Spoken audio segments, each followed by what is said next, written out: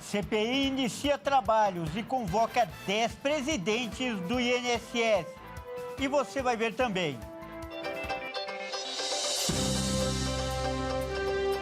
Lula participa de reunião com ministros e volta a criticar os Estados Unidos. Nós temos uma Constituição, nós temos uma legislação e quem quiser entrar nesses 8,5 milhões de quilômetros quadrados, no nosso espaço aéreo, no nosso espaço marítimo, nas nossas florestas, tem que prestar contas à nossa Constituição e à nossa legislação.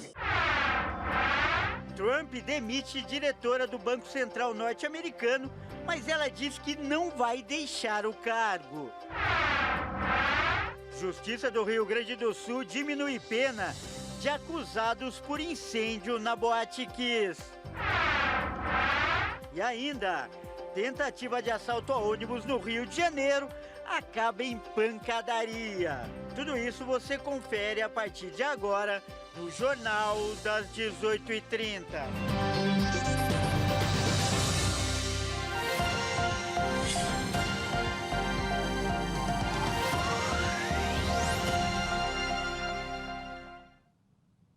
Olá, seja muito bem-vindo. Nós estamos ao vivo. São 18 horas e 37 minutos pelo horário de Brasília. Eu sou o Kleber Werneck e a partir de agora você confere comigo as principais notícias desta terça-feira. A CPMI do INSS começou em ritmo acelerado e já na primeira sessão os membros aprovaram a convocação de 10 ex-presidentes do INSS. A lista reúne indicados dos governos Dilma, Temer, Bolsonaro e Lula. Entre as convocações dos 10 ex-presidentes do Instituto Nacional do Seguro Social estão a de Alessandro Stefanuto, afastado do comando do INSS, após operação da Polícia Federal revelar um esquema de desvios em aposentadorias e pensões. Outra figura convocada a depor é Antônio Carlos Camilo Antunes, que ficou conhecido como Careca do INSS. Ele é apontado como facilitador do esquema, com empresas que teriam servido como intermediárias para as entidades investigadas. Também foi convocado Maurício Camisotti, empresário que é apontado como um dos fraudadores da Previdência. Além dos ex-presidentes do Instituto, o colegiado também convidou ex-ministros da Previdência e pediu acesso à íntegra das apurações sobre as fraudes. Também foram convocados a depor diretores de benefícios do INSS, ex-presidentes da Dataprev e presidentes de entidades e associações envolvidas no esquema. Na primeira sessão da Comissão Parlamentar Mista de Inquérito, o grupo também elegeu o vice-presidente do colegiado. Um acordo entre membros do governo e da oposição levou à escolha de Duarte Júnior para o cargo. A CPI mista ainda aprovou o plano de trabalho apresentado pelo relator Alfredo Gaspar, que traça os rumos a seguir na investigação. Os trabalhos também vão se basear em informações ou documentos a diversos órgãos, como a Polícia Federal e o Supremo Tribunal Federal. Instalada na semana passada, a CPI investiga descontos mensais não autorizados em benefícios de aposentados e pensionistas do Instituto Nacional do Seguro Social, estimadas pela Polícia Federal e pela Controladoria Geral da União em até 6 bilhões e 300 milhões de reais. E o presidente Lula se reuniu na manhã de hoje no Palácio do Planalto com sua equipe de ministros. E o encontro foi marcado por críticas ao governo dos Estados Unidos. Na abertura da reunião ministerial, para projetar a entrega de ações consideradas prioritárias pelo governo, o presidente reforçou críticas à guerra em Gaza, mesmo após o ministro da Defesa de Israel, Israel Katz, o chamar de antissemita apoiador do Hamas e o associar ao líder supremo do Irã, o Ayatollah Ali Khamenei. Lula também criticou o presidente dos Estados Unidos, Donald Trump, que impôs o tarifaço a produtos brasileiros e vem aplicando sanções a autoridades do Brasil e sobre produtos norte-americanos, como as Big Techs. O presidente também lembrou que o governo está disposto a dialogar para fechar um acordo comercial. Ele é um patrimônio americano, mas não é nosso patrimônio. Nós somos um país soberano, nós temos uma Constituição, nós temos uma legislação, e quem quiser entrar nesses 8,5 milhões de quilômetros quadrados, no nosso espaço aéreo, no nosso espaço marítimo, nas nossas florestas, tem que prestar contas à nossa Constituição e à nossa legislação. Esse homem aqui, aquele homem ali que é o Haddad, e aquele ali que é Mauro Vieira, estão 24 horas por dia à disposição de negociar com quem quer que seja o assunto que for, sobretudo na questão comercial. Estamos dispostos a sentar na mesa em igualdade de condições. O que não estamos dispostos é sermos tratados como se fossem subalternos. Isso nós não aceitamos de ninguém. E o presidente dos Estados Unidos demitiu uma diretora do Federal Reserve.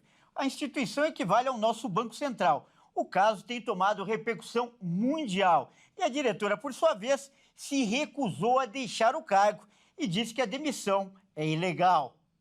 Lisa Cook, diretora do Federal Reserve, rejeitou nesta terça-feira a decisão do presidente americano Donald Trump de afastá-la do cargo por fraude hipotecária. De acordo com Cook, a medida seria ilegal, já que o republicano não tem autoridade para destituir um integrante do Banco Central, que atua de forma independente em relação ao governo. A tentativa foi considerada sem precedentes e gerou forte reação no meio político e econômico dos Estados Unidos. Depois de pedir sua renúncia na semana passada, Trump publicou uma carta na noite de segunda-feira em sua plataforma Truth Social, alegando ter demitido Cook com efeito imediato. Nos Estados Unidos, o presidente geralmente enfrenta limitações para destituir funcionários do Fed. Uma decisão da Suprema Corte sugeriu recentemente que os membros do Federal Reserve só podem ser destituídos por justa causa, o que poderia ser interpretado como má conduta ou abandono do dever. O Fed não respondeu aos pedidos de comentários sobre a decisão de Trump. O anúncio de Trump de destituir Cook, a primeira mulher afro-americana a integrar o conselho diretor do Banco Central americano, deve desencadear uma batalha legal. É possível que ela seja autorizada a permanecer no cargo durante este período. Trump aumentou a pressão sobre o Fed este ano e tem criticado repetidamente o presidente da instituição, Jerome Powell, por não reduzir as taxas de juros, apesar dos dados positivos sobre a inflação.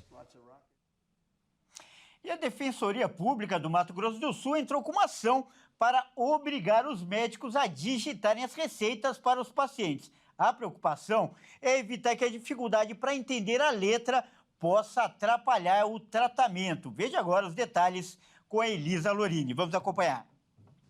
Você muito provavelmente já ouviu a expressão letra de médico para se referir às caligrafias impossíveis de decifrar. E a popularização dessa referência não é à toa. Desde 1973, existe uma lei federal que obriga os médicos a escreverem receitas de forma legível.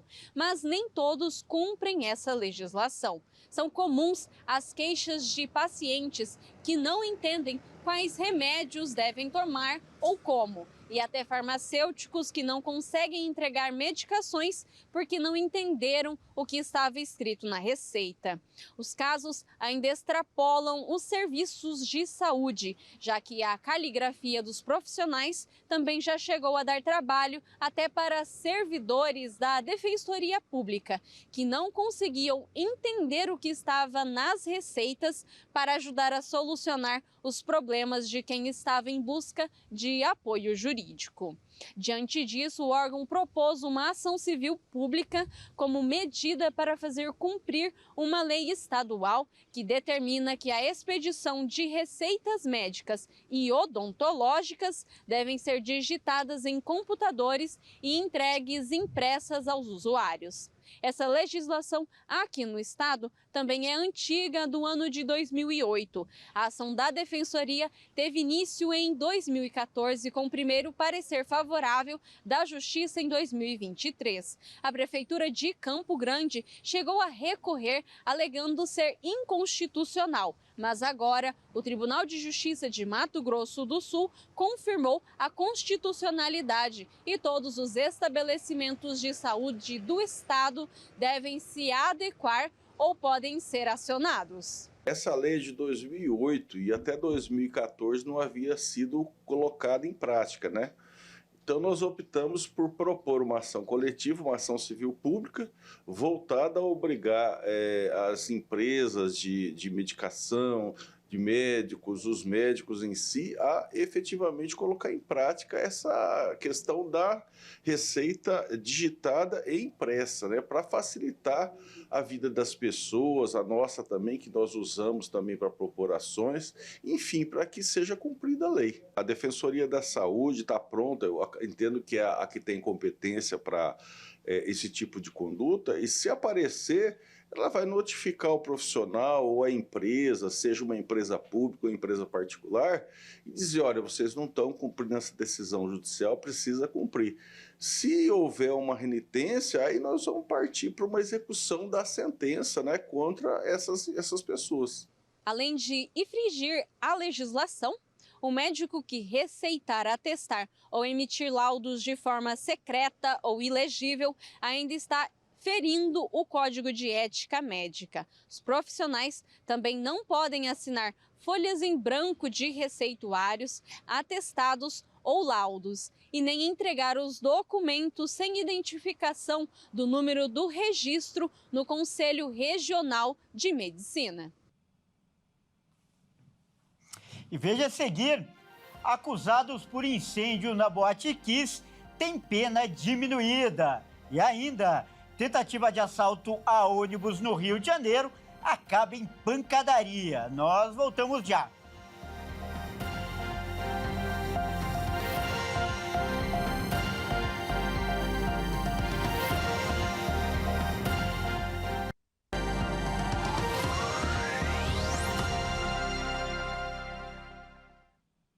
Mais uma vez, seja muito bem-vindo. Nós estamos de volta e ao vivo.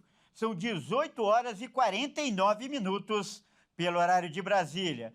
E olha só, a Justiça do Rio Grande do Sul decidiu hoje reduzir as penas de 4 condenados pelo incêndio na Boate Kiss. Quem traz as informações agora é o Guilherme Souza. Vamos acompanhar. Os desembargadores julgaram na manhã de hoje os recursos das defesas dos 4 condenados pelo caso da Boate Kiss.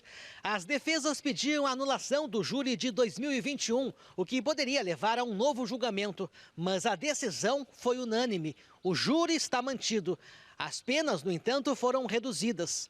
Você acompanha agora o momento em que o juiz leu a sentença. A primeira Câmara Especial Criminal decidiu, por unanimidade, afastar a alegação de que a decisão dos jurados foi manifestamente contrária à prova dos autos e, assim, dar parcial provimento aos recursos defensivos para reduzir as penas finais de Luciano Augusto Bonilha Leão e Marcelo de Jesus dos Santos a 11 anos de reclusão e de Lissandro Calegaro Sper e Mauro Londer Hoffmann a 12 anos de reclusão, mantendo-se as demais combinações da sentença.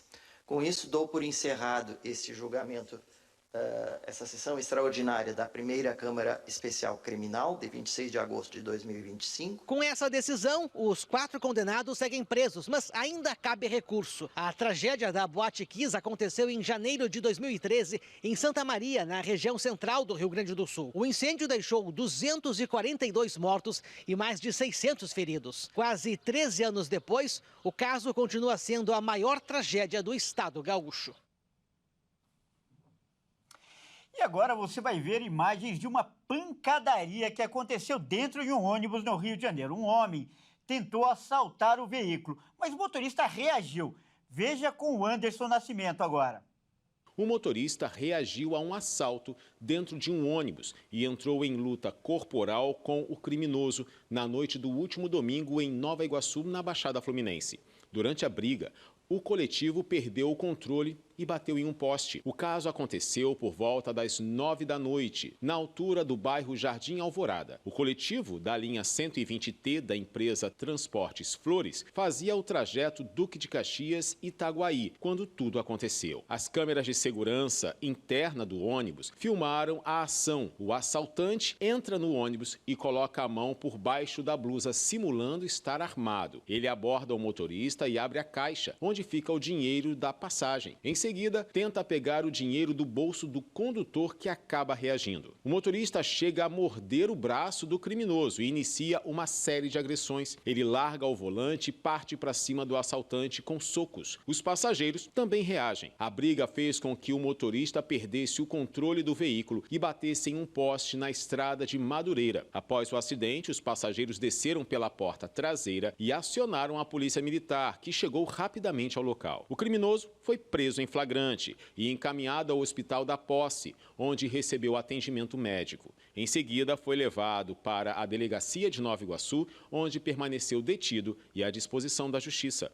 Em nota, a empresa Transportes Flores informou que está redobrando as medidas de acolhimento aos seus funcionários diante da crescente onda de violência nas vias públicas. A polícia segue investigando o caso. E agora é hora da gente falar de esportes aqui no Jornal das 18h30. E quem traz as informações é o Bruno Buenos Aires. Boa noite, Bruno, seja bem-vindo. Bruno, vamos começar falando de seleção, né? Porque ontem nós tivemos a convocação e hoje a CBF anunciou 2 amistosos, não é mesmo? Isso mesmo, Kleber. Boa noite a você e a todos que nos assistem. O Brasil vai enfrentar o Japão e a Coreia do Sul em outubro, após os 2 últimos jogos das eliminatórias. Vamos conferir. A CBF anunciou 2 novos amistosos da seleção brasileira e vai enfrentar o Japão e a Coreia do Sul após as 2 últimas partidas das eliminatórias. A seleção brasileira vai viajar até a Ásia nos 2 confrontos, que serão contra a Coreia do Sul no dia 10 de outubro e contra o Japão no dia 14 do mesmo mês. Os jogos serão em Seul e Tóquio. O Brasil fez o mesmo roteiro antes da Copa do Mundo de 2022. A seleção venceu os japoneses também no Estádio Nacional por 1-0 com gol de Neymar. Já o mais recente encontro com a Coreia do Sul foi nas oitavas de final da última Copa do Mundo, com a goleada de 4-1 com gols de Vini Júnior, Neymar, Richarlison e Paquetá. Antes dos 2 amistosos, o Brasil encara o Chile no Maracanã e a Bolívia em La Paz, pelas eliminatórias da Copa. A seleção brasileira disputa esses jogos apenas para cumprir tabela, já que já está classificada para a Copa do Mundo de 2026. E Bruno, vamos falar agora de Brasileirão, né? Porque ontem nós tivemos um placar histórico, né? Pelo Brasileirão. Exatamente. O Flamengo goleou o Vitória por 8-0 jogando no Maracanã. E com isso, listamos as maiores goleadas do Campeonato Brasileiro na era dos pontos corridos. Veja só. Flamengo goleou o Vitória na noite de segunda por 8-0 no Maracanã e com isso bateu recordes no Campeonato Brasileiro. A goleada foi a maior em um jogo do campeonato desde 1984, além de ser a 3ª maior goleada na história, atrás apenas de Corinthians 10, Tiradentes 1 em 1983 e Vasco 9, Tuna Luso 0 em 1984. Foi também a maior goleada da história no Brasileirão de pontos corridos, que passou a ser disputado nesse sistema em 2003. A maior goleada de um time no Brasileiro de pontos corridos havia sido 7-0 em 3 ocasiões. São Paulo e Paysandu em 2004, Goiás e Juventude em 2003 e Bahia e Cruzeiro em 2003. Nunca o Brasileirão de 20 times, que iniciou em 2006, havia visto uma goleada tão grande. Além da marca, o Flamengo igualou a maior goleada da história do clube no Brasileirão. Confira o ranking das maiores goleadas dos pontos corridos. Flamengo 8, Vitória 0 em 2025 no Maracanã, São Paulo 7, Paysandu 0 em 2004 no Morumbi, Goiás 7, Juventude 0 em 2003 no Serra Dourada, Bahia 0, Cruzeiro 7 em 2003 na Arena Fonte Nova, Internacional 7, Santos 1 em 2023 no Beira-Rio, Figueirense 1, Grêmio 7 em 2008 no Orlando Scarpelli, Corinthians 7, Santos 1 em 2005 no Pacaembu e Fluminense 7, Juventude 1 em 2004 no Raulino de Oliveira. Com a grande vitória, o Flamengo se manteve na liderança do Campeonato Brasileiro com 46 pontos, 4 a mais que o vice-líder Palmeiras, que tem um jogo a menos que os cariocas.